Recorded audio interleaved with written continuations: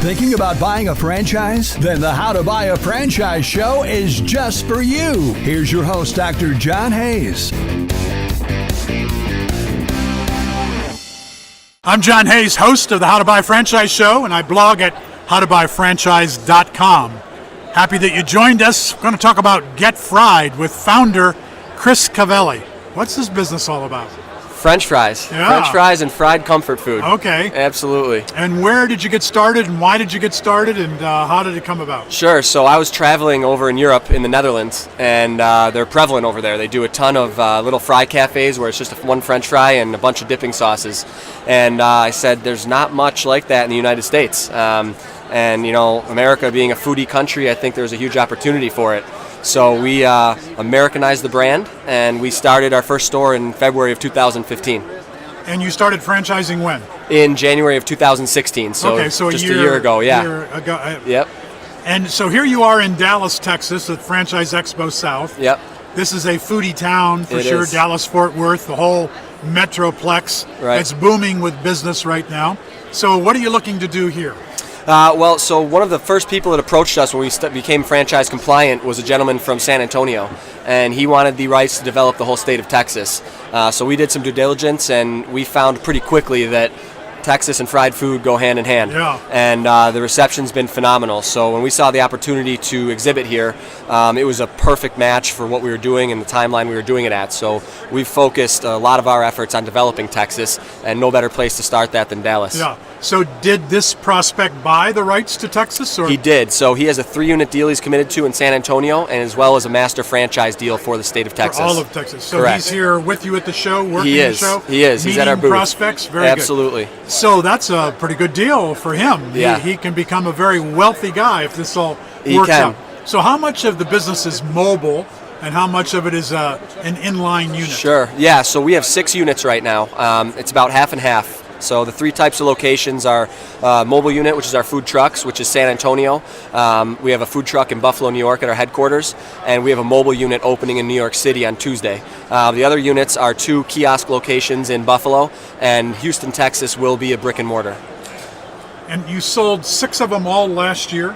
No, we did 4 last year, and actually, yes, I forget it's January already. Yeah, 6 right. in 1 year, that's correct. Yes, okay. And how many are you planning to sell this year? We're looking to do between 10 and 18 sell. If you can't do 6 in Texas alone, something went wrong. That's what I'm hearing. Yeah. Okay, so let's talk about money. Yes. What's this going to cost me to buy a Sure. unit? Yeah, so the range that we have is between about $100,000 and about $275,000. That goes up by type. So your mobile units are your most cost-friendly. You're looking at getting involved with all your franchise fee and your working capital for about $100,000. And then, you know, if you go up to a kiosk, you're at about $150,000, and obviously your brick and mortar is north of $200,000. So a mobile unit is a van? That's so that would decked be out to tell us how that works. Exactly. So either a food trailer that you pull behind, or actually one that you drive, which is a full-blown food truck. So that comes fully branded with a custom wrap, has all of your kitchen equipment, and you're ready to go as soon as it gets to town. It only takes about 40 days to make and get to town.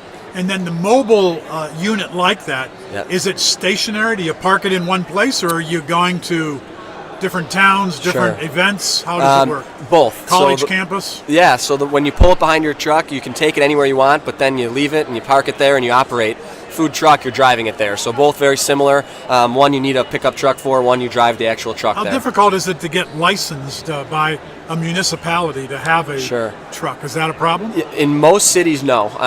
Most cities are food truck friendly nowadays, and we have a very, very specific instruction manual that shows you what you need to do. Get your fire inspection, your health inspection, your city permit, and it doesn't take long. It's just a little bit of paperwork, and it's pretty simple to achieve. About financing for people who want to buy a unit, $100,000 to $200,000. I don't have that much. I got $50,000. Right. What can I do? Yeah. So outside of your standard methods, we have a relationship with Fran Fund, and they have our brand, and they're very aware of what our business model is, and they're eager to work with whoever knocks on their door. Yeah. And the Getting off the ground as a franchisor is not an easy thing to do. No. How did you do that? Who did you consult with someone, or did you do it on your own? So that's really the first thing we did, is build a great team around us. I didn't have much food industry experience, so the first thing that we did is hire a director of operations, and he was with Wendy's Corporation for 15 years and then moved on to Salsaritas for another 10. And his job was to open franchisees, grow brands. So I leaned on him a lot. We have a great franchise consultant who has over 30 years of experience, and then a couple other brokers and a great marketing team. So we have a great foundation in place to really achieve and sustain quick growth. Mm-hmm. So in addition to selling 6 to 10 out of this show, what are you going to do in 2017 nationwide? How many shows will you go in? How many units have you projected that you're going to end the year with? Yeah, our next big show that we do is IFE in New York. We found a great deal out of that last year. That's hopefully going to be a 25-unit deal in New York City. Wonderful. So we think by year end that we can easily sell between 12 and 18 units. That's our goal. If we exceed it, great. But that's very feasible. And do most of the franchisees want multiple units like your fellow in San Antonio? We've seen about a 50-50 because of the simplicity of our brand and the quick startup and low entry barrier to entry. We've seen a couple one-offs come up, but for the most part, we've seen a good amount of multi-unit and area developers come forward. Who's the perfect franchise prospect for you? Sure. We love to have restaurant experience, but it's not required. But really the most important thing to us is the passion for the brand and the vision, that they share the vision. This is a unique concept to the United States right now. I think the sky is the limit.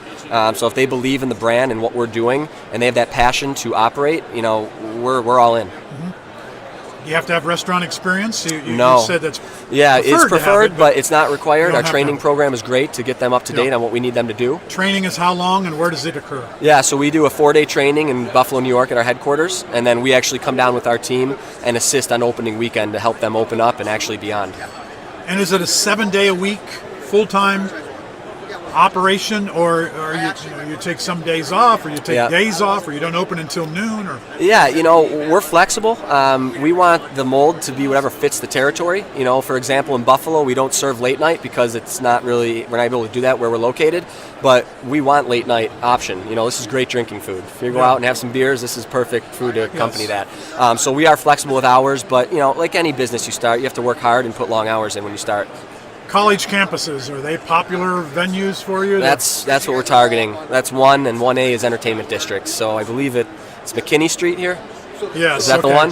So areas like that are what we're looking for. Yeah. Well, there are numerous areas throughout Dallas and throughout Fort Worth, but then Dallas, the Metroplex is Plano and Frisco. These are places that are all.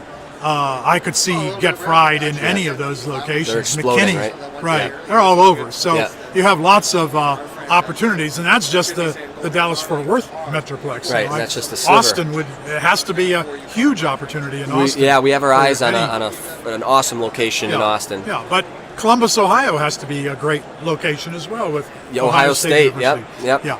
So you have lots of territory and lots of growth to do. Right. Young franchisor. What are the complications you face as a franchisor? What do you wish you knew more about? I don't know if we have enough time, but it's been a tremendous learning experience. It just as they say with entrepreneurship, the highs are the highest and the lows are the lowest. You lose a lot of sleep doing this. I believe deep down in my heart that we've got a monster here.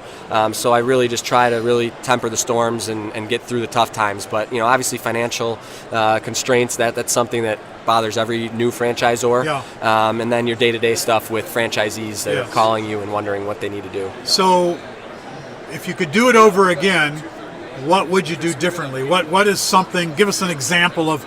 Okay, this ruined me for 2 days or 2 weeks or whatever it might have been. Yeah, great question. Something you're really worried about. Location. Our first 2 stores were in malls in Western New York.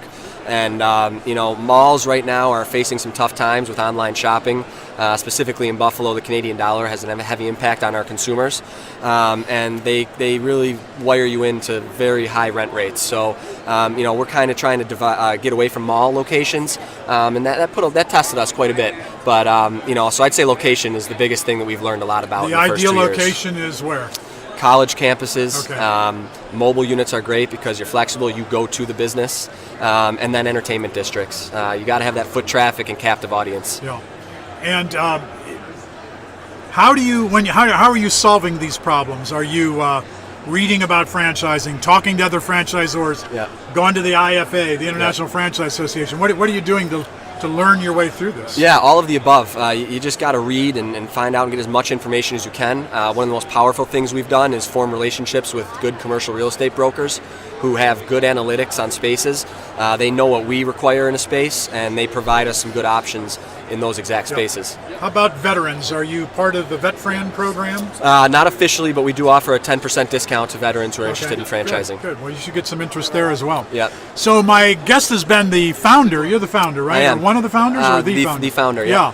Of Get Fried, Chris Covelli. And it's been a pleasure talking to you about what you're doing and the opportunities that you've got going. So once again, here on the How to Buy a Franchise Show, if you're interested in food, you're interested in the restaurant business, this might be an opportunity that will be of interest to you. Thanks for watching How to Buy a Franchise Show. Thank you for listening to How to Buy a Franchise Show. If you want immediate assistance, visit howtobuyafranchise.com to contact Dr. John Hayes for a free consultation.